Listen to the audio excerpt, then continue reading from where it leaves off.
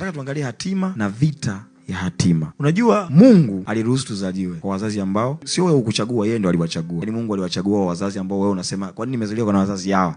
Yeye Mungu ndo aliwachagua ili wewe uzaliwe hapo. Na inawezekana wakati mwingine ukawachukulia poa, lakini ndo Mungu alikusudia iwe hivyo. Utake usitaki. Vita ya hatima haianzi pale ambapo umekuwa mtu mzima, inaanzia kabla hujazaliwa na pale unapozaliwa. Mtoto anapozaliwa, ulimwengu wa roho hauoni mtoto. Ulimwengu wa roho unaona hatima. Kwa hiyo ulimwengu wa roho unavyoanza kupigana, haupigani na mtoto, unapigana na hatima. Unapigana na kile ambacho yule mtoto amekibeba. Na adui anajua kuwa kila anayezaliwa kwenye ulimwengu huu amebeba kitu. Na tujue ya kwamba shetani ama adui haumbi mtu. Mungu ndiye anayeumba mtu.